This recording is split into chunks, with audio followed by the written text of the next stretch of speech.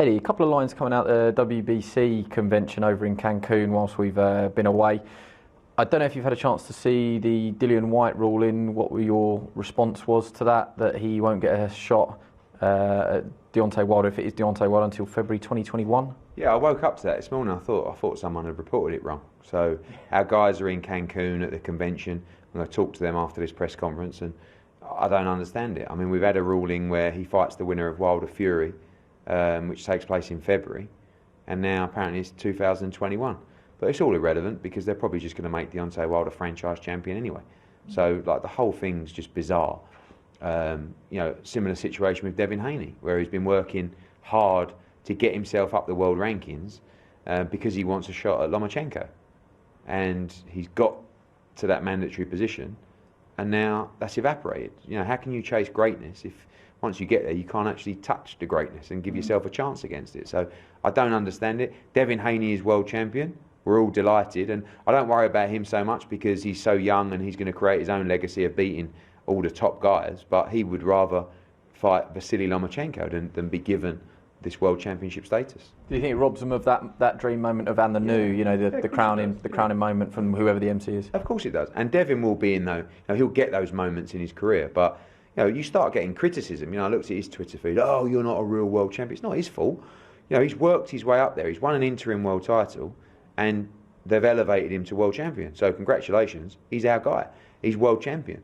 But I believe that he could have beaten Lomachenko, and now. But also, the flip side for Lomachenko is, I was told that with Demetrius Andrade being the WBO world middleweight champion, when they elevated Canelo to franchise champion, that a fight between Canelo and Demetrius Andrade was no longer an undisputed fight, right? So now, all Lomachenko wants to achieve in his career is to be an undisputed champion. As far as I'm concerned, until he fights Devin Haney, the WBC world champion, he cannot be an undisputed world champion. So, you snookered, son. And I don't mind that with Loma. He'll fight anyone, and he will want to fight Devin Haney. But we now have to put the pressure on to say, look, we were chasing Lomachenko. We've got to keep chasing and hunting him down. And all of a sudden now, the winner of Lopez against Commey fighting Lomachenko is no longer an undisputed fight. But how confusing is this? I've been talking for 5 minutes on it. I bet everybody's listening on this is thinking, oh, Bob, my head's frazzled. All of our heads are frazzled. So let's try and keep it simple.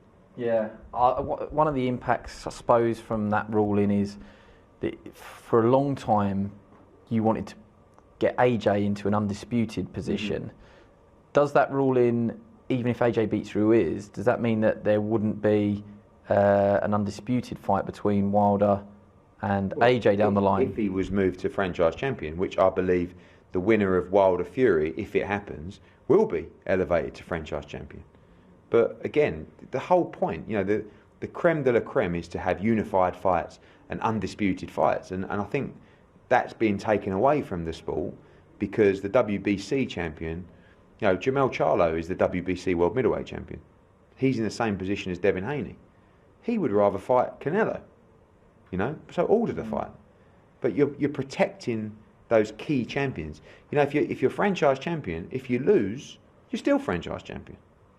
I mean, that's just because they want you to carry their belt. And by the way, this isn't a popular WBC. They do loads of great stuff for boxing. The safety weight making system, the VADA testing that they employ for the ranked fighters. But this is all wrong, in my opinion. And I don't see anyone. The only person that can justify this is the one representing the champion.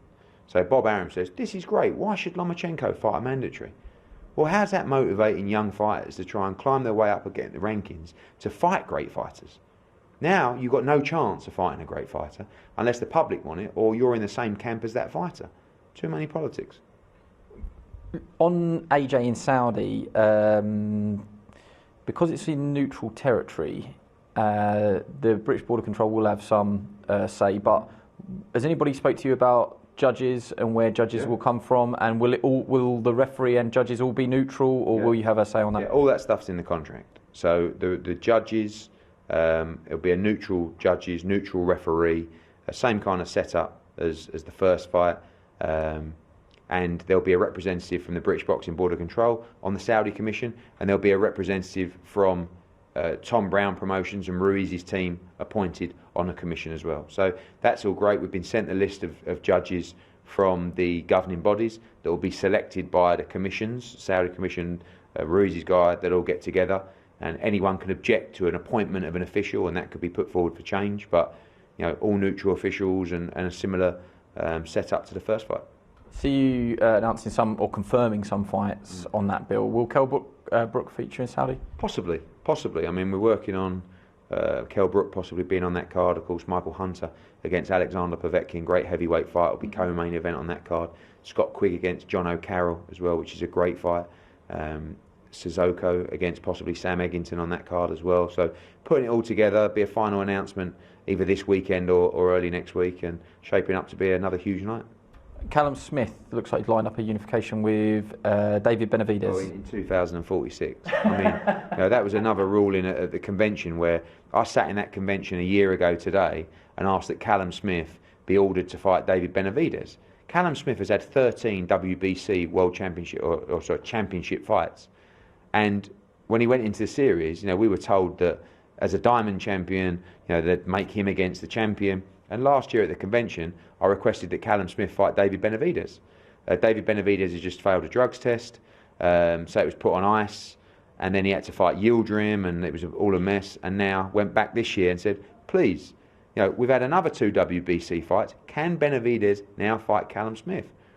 And they say, yeah, after he's fought Yildirim, which is mandatory, fair dues, he's allowed another one, and then after that, we'll order it. I mean, you're talking about a year and a half. So I don't know what Callum Smith's got to do to try and get that Benavidez fight. He wants to win the WBC world title, but again, and probably when that comes around, Benavidez will be made a franchise champion. So yeah, you can see why casual fans pull their hair out at boxing. I think casual fans don't care.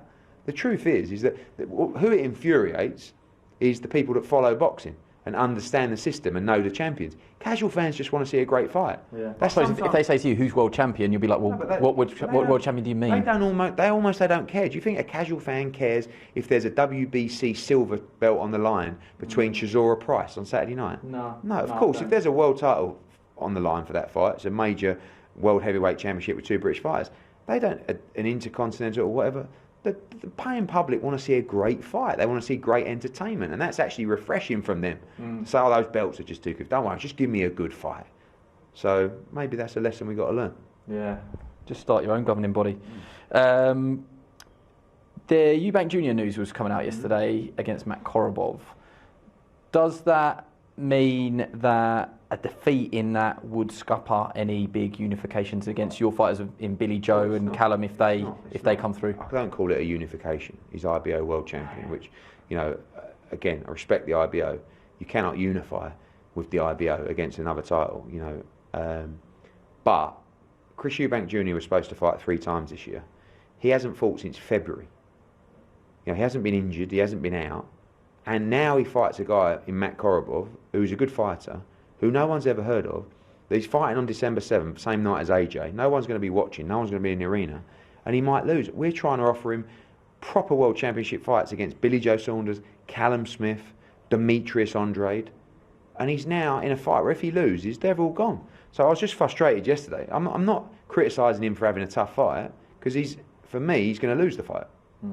But why would you fight Korobov on that setup, like when you could be fighting Billy Joe Saunders at the O2 or at Arsenal or Callum Smith at Anfield? But if we start trying to understand the Eubanks, we've got more chance of understanding the governing bodies, to be honest with you. Yeah, back to the WBC. Yeah. Josh Taylor at the weekend, if he wins, do you put him somewhere near the top of best British boxer, best British active boxer? Yeah, for sure. I mean, I think, I said in the press, he's gone a little bit under the radar early in his career, but has sort of come out as a real star. And this is a genuine top. This is a pound for pound fight, to be honest with you. So I think he's going to emerge as a big star if he can win. I'd still love to do the Ritson fight at St James's Park. I think that's an epic event. But he becomes a big star, and he's going to have his hands full. It's going to be a tough fight. Joseph Park, obviously you've still got a great working relationship with David Higgins. If Chisora beats David Price, if you could have your way, would you make the Usyk fight that's gathering pace every day, or would you go back to do Chisora Parker? Either or. I mean, the Usyk fight could end up being for the WBO world title time it comes round. So who knows? The Parker fight is still a big fight. People want to see that fight. I've got to provide him with fights under our contract anyway. when he's fit and ready. So we'll be looking to do that early next year. So I think the Price Chisora winner, either way, Usyk, Joseph Parker, Wilder, Ruiz Joshua winner, honestly, all of a sudden, the winner of that fight is right up there.